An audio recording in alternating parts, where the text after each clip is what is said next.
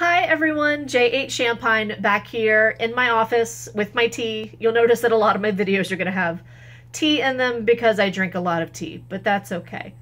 I wanted to talk to you today in my first real video about first drafts.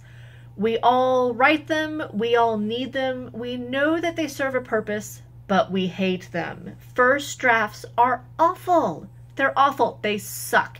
It is okay to say that out loud. First drafts suck. They really do. But you know what? That's okay. That's part of the process. Just embrace the fact that your first draft, regardless of what you're writing, is going to be awful. First drafts are meant to be awful. And that's something that we don't think about too often in writing. We're so focused on how we can finish it, how the final product is going to be what we envision it to be, and we forget that part of that process is writing a really bad first draft. All of them are awful. It's just the truth. It's going to feel sometimes like you're vomiting on the page. That's okay. It's okay that it feels like that because you kind of are. And you've got to do that. You need to take the ideas that are swimming in your head and get them out to where you can work with them. If you leave them in your head and then try to make them pretty and completely skip that awful first draft stage, it's never going to work because all your final draft is going to be is a really bad first draft. You've got to go through it. The good news is that you have that time to clean it up later. All that vomit you put on the page, clean it up. You have the opportunity to do that. Just write it. Take the time and write and get it out of your head. Sometimes you just need to grab some tea. Sometimes you need to pour yourself a glass of wine just to relax and write and see what comes out, because you never know what's going to happen with your story, with your writing, until you actually start to write it.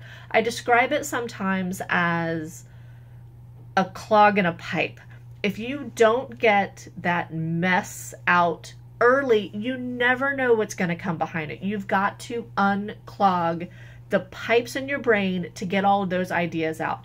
I have found in my own novels that when I start to write, ideas that didn't come to me at all when I was first dreaming up this story start to come to life, and I really needed to get the blockage out. I needed to deal with the initial ideas, get them out of my brain so that more ideas have the opportunity to flow. And again, whether that's tea, whether that's something else, whether that's simply changing your surroundings if you're struggling with that. I love this office. I only write in this office a small part of the time, a small chunk, I guess you would say, of the time. Sometimes I'll carry the computer somewhere else in the house, which works well sometimes. I actually really enjoy writing at the baseball fields where both my boys play and my husband's a coach. I enjoy the ambient noise. I think it's why so many people write in coffee shops, and I'll probably have more videos on how your surroundings can affect your writing, so I don't want to go too much into that now. But what I want to encourage you to do today is to write something down, even if it makes no sense in the broader range of your story or whatever it is that you're working on. If it's floating around in your head, write it down, jot it on a note card, put it on the wall, slap it somewhere, but get it out of your head so that more ideas have the opportunity to come out on their own, because it could be that they just aren't given the opportunity to because there's too much there, and you need to get those ideas out of your head, and the only way to do that is to write a really bad first draft. So that's all for today, guys. Get out there, write that first draft, let it suck. It's going to be okay. It's going to be fantastic, and I can't wait to see what you do with it. So thanks, everybody. Have a great